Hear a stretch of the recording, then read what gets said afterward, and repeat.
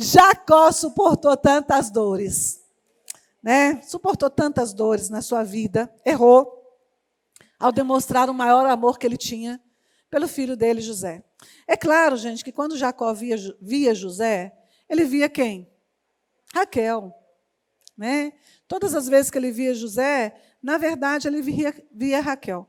Raquel foi o maior amor da vida dele, né? Ela foi o maior amor da vida dele, com certeza ele faria tudo, qualquer coisa, por Raquel, mais do que por qualquer outra, né? Leia, coitada, eu sempre falo uma coitada, né, nesse sentido, porque realmente ela sofreu também consequências, né, provavelmente de uma amargura do seu pai, Labão. Né? Engraçado que o nome de Labão, sabe o que significa em hebraico? Branco. Branco. É, branco. Sabe por quê? Quem sabe? Lavan, é branco. Mas por quê? Que o nome dele era branco. Você sabe, não? Nem eu. Verdade? É uma pergunta que eu tenho para mim. Por que o nome dele é branco? Tem coisas, gente, que eu não descobri ainda não.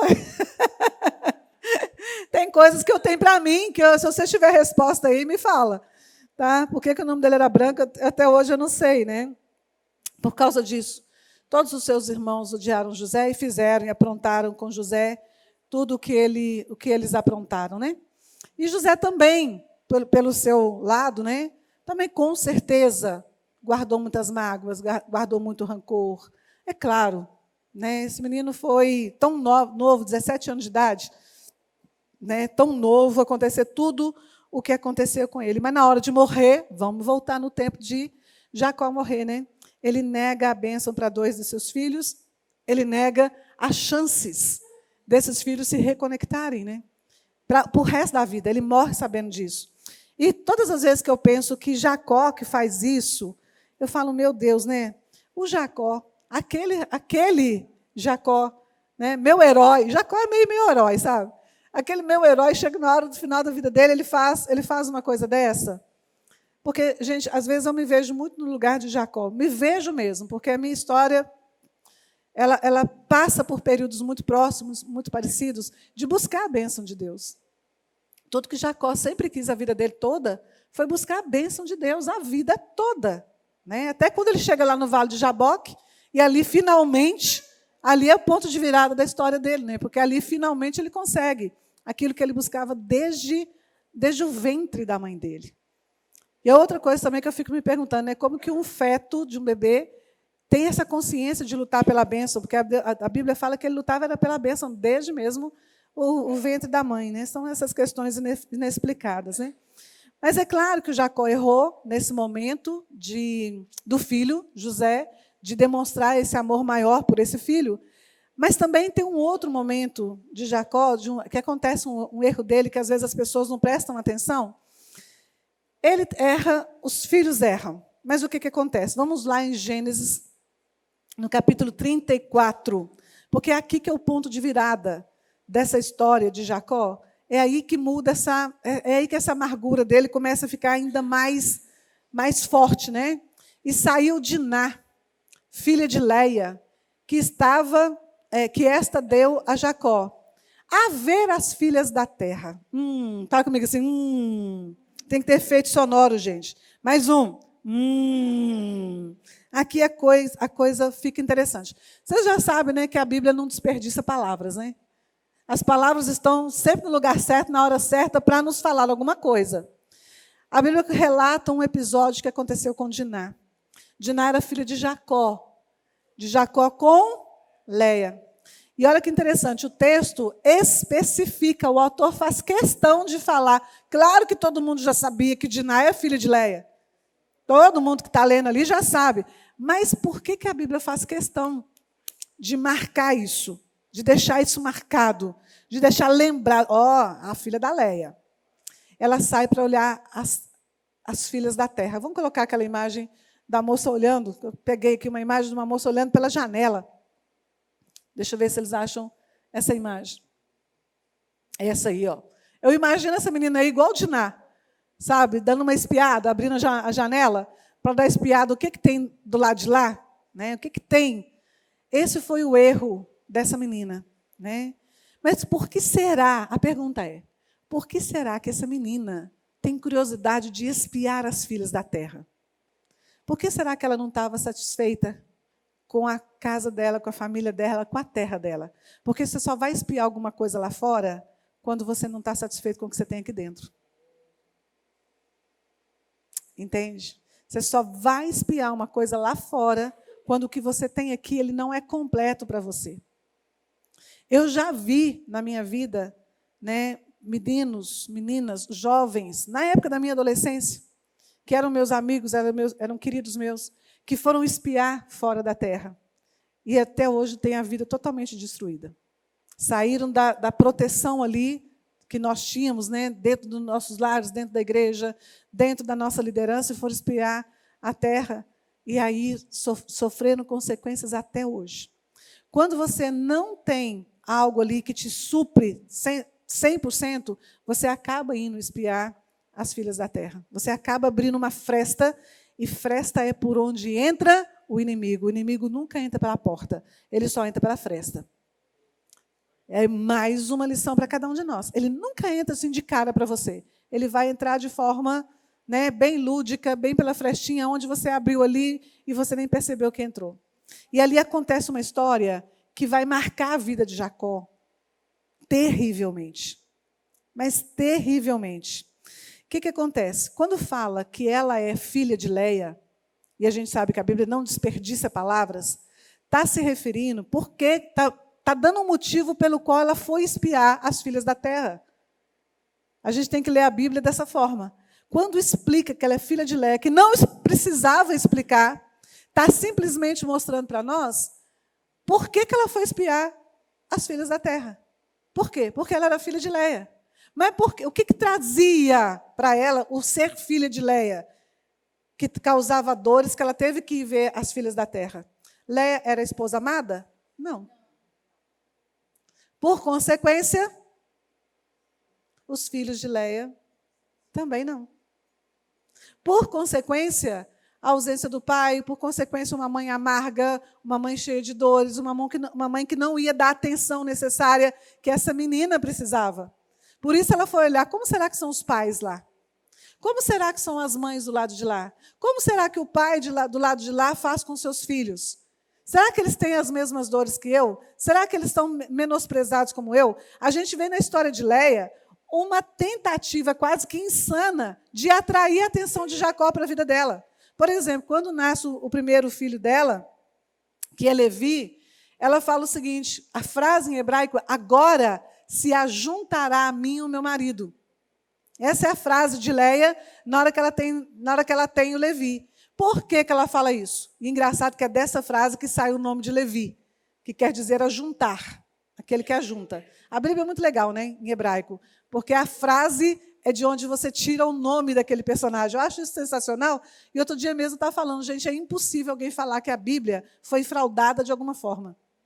É impossível. Impossível dizer que um homem botou a mão ali e mexeu. Impossível. Porque quando você vai lendo as letras hebraicas, elas vão saltando, e na frase, dentro das letras daquela frase, é tirado as letras do nome que foi dado àquela pessoa. É sensacional, né? Eu falo que a assinatura de Deus mais incrível que tem é ler a Bíblia do hebraico, né? É sensacional. Então, o primeiro filho é Levi. Agora, o meu marido vai se ajuntar a mim. Então, o nome dele é aquele que ajunta. Mas isso não aconteceu com ela, para ela. Isso não aconteceu para ela. Depois ela tem Simeão. Né? Quando ela tem Simeão, ela fala o quê? O que ela fala? Ah, agora ele vai me ouvir. Agora eu estou dando um segundo filho para ele. Então agora ele vai dar atenção para mim, porque o ouvir, né, é quando você dá atenção para alguém. Então você está ouvindo essa pessoa. Então você vai vendo, à medida que vai nascendo um filho, vai nascendo outro, ela vai jogando naquele filho a expectativa que ela tinha de trazer a atenção, o amor, o ajuntamento desse marido para ela. Cada filho que nasce, ela dá um nome relacionado a isso. Por fim, nasce Rúben, e com Rúben ela fala assim, agora eu vou fazer o seguinte, nasce Judá. Com Judá ela fala assim, você quer saber? Eu vou jogar para Deus. Né? agora eu vou louvar a Deus, da minha parte já não tem mais nada que eu possa fazer, e coloca em nome de Judá, agora eu vou agradecer a Deus. E Judá vem de modé, que quer dizer agradecer, exatamente o verbo que ela está usando na hora que ela fala isso, dá o nome do filho dela. Né? Então, a gente tem todos os filhos dela naquela tentativa dela trair esse marido. Então, gente, muita certeza, mas muita certeza que o fato da Bíblia descrever que Diná, filha de Leia, estava indicando o motivo pela qual ela foi ver as meninas da terra. Porque ela era filha de Leia. Porque ela era filha de uma mulher que era ferida, sem amor, com certeza amarga, com certeza dura, com certeza que estava com tanta atenção para atrair o pai para si, que ela esqueceu dos seus próprios filhos.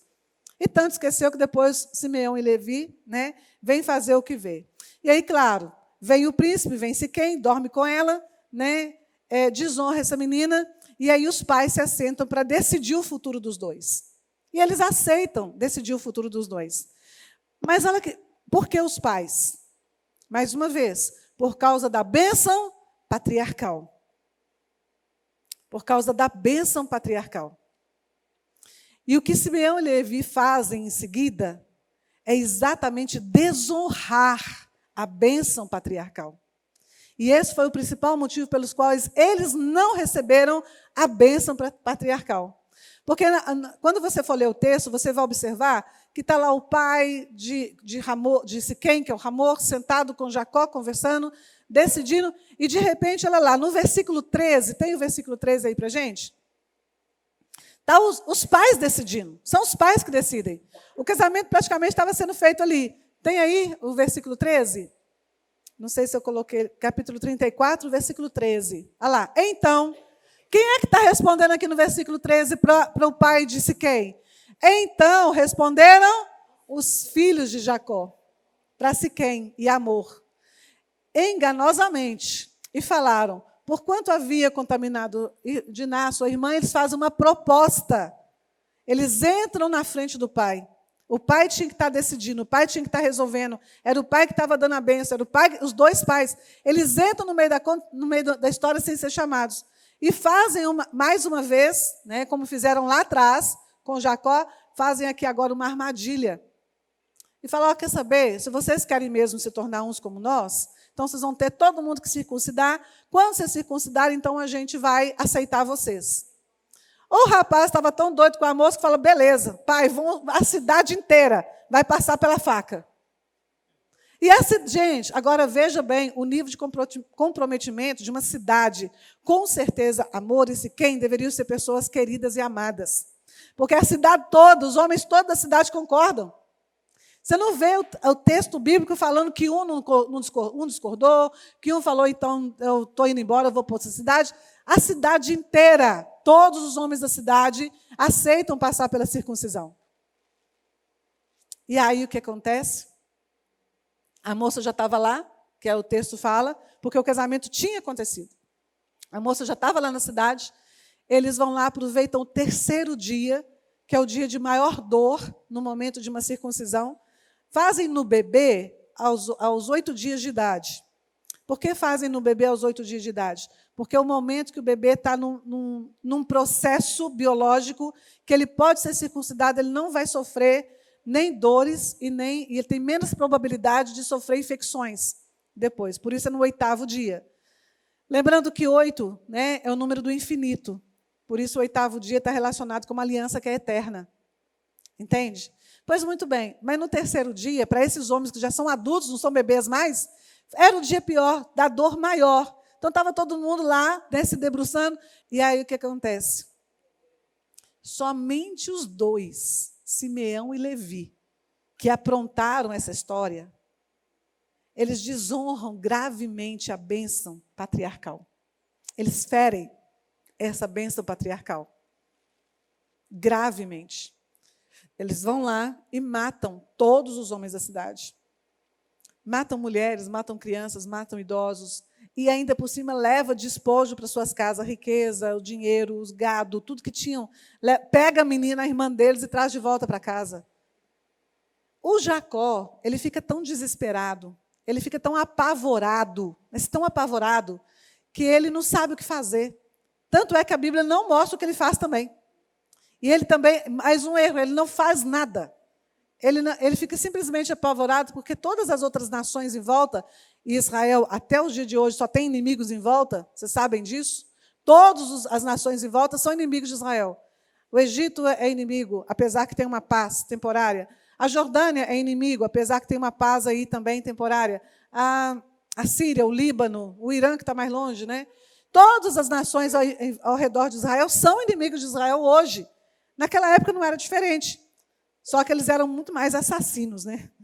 Por assim dizer. Jacó fica apavorado, fala, meu Deus, chama os dois, o que vocês fizeram? Né? Olha o que vocês fizeram. Essas nações todas aqui em volta vão vir para terminar com a gente, para acabar com a gente.